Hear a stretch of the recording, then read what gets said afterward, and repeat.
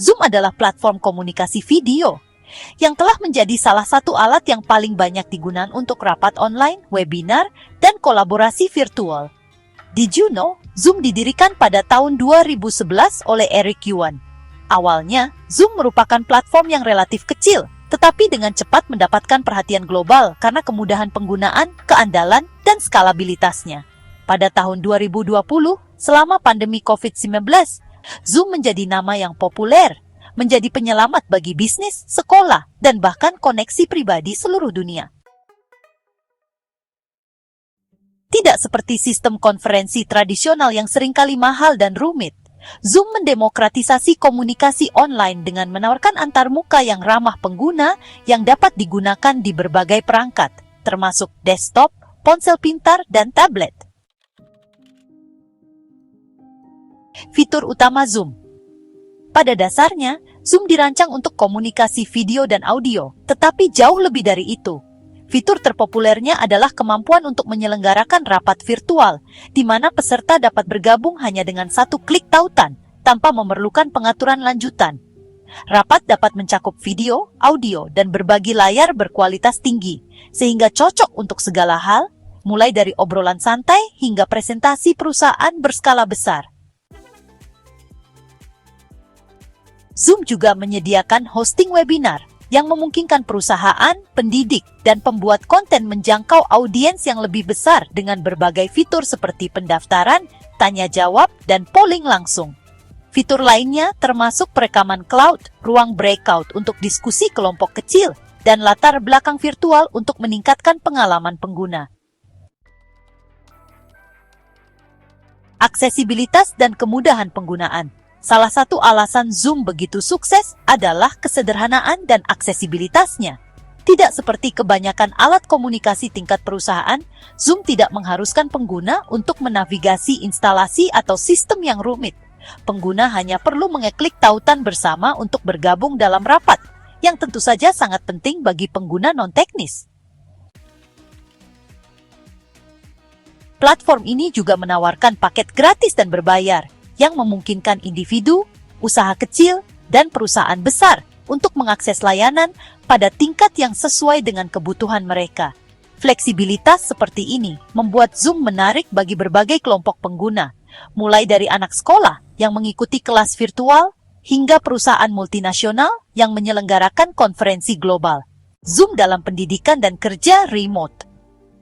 Zoom telah menjadi alat yang sangat penting baik dalam kerja remote maupun pendidikan online. Bagi bisnis, Zoom memungkinkan tim untuk tetap terhubung di berbagai zona waktu dan geografi. Rapat dapat dijadwalkan, direkam, dan bahkan ditranskripsi dengan perangkat bertenaga AI yang memudahkan untuk menjaga produktivitas di lingkungan kerja hibrida atau jarak jauh.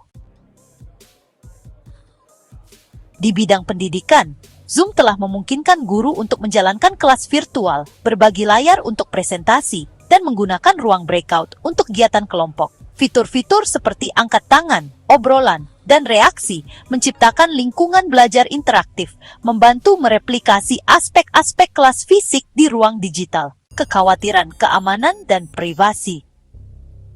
Seiring pertumbuhan pesat Zoom, perusahaan ini juga menghadapi pengawasan ketat terkait masalah keamanan dan privasi. Pada tahap awal adopsi massal, insiden Zoom bombing, di mana orang luar mengganggu rapat, menjadi berita utama. Masalah-masalah ini mendorong perusahaan untuk memperkuat infrastruktur keamanannya, termasuk menerapkan enkripsi ujung ke ujung, ruang tunggu, dan kata sandi rapat yang lebih kuat. Saat ini, Zoom terus berinvestasi dalam peningkatan keamanan untuk memastikan percakapan bisnis yang sensitif, interaksi di ruang kelas, dan koneksi pribadi tetap privat dan terlindungi.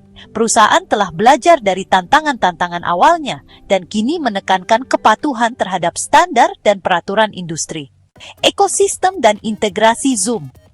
Lebih dari sekadar rapat, Zoom telah berkembang menjadi ekosistem alat komunikasi yang lebih luas. Ini mencakup Zoom Phone untuk telepon berbasis cloud, Zoom Rooms untuk pengaturan ruang konferensi, dan Zoom Events untuk konferensi virtual berskala besar. Ekstensi ini memungkinkan organisasi untuk mengandalkan Zoom tidak hanya untuk rapat, tetapi juga untuk kebutuhan komunikasi yang komprehensif.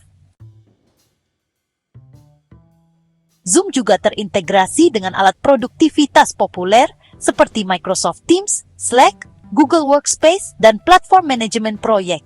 Integrasi ini memungkinkan pengguna untuk menyederhanakan alur kerja dengan menyematkan fungsionalitas Zoom langsung ke aplikasi yang sudah mereka gunakan. Mengapa Zoom menonjol?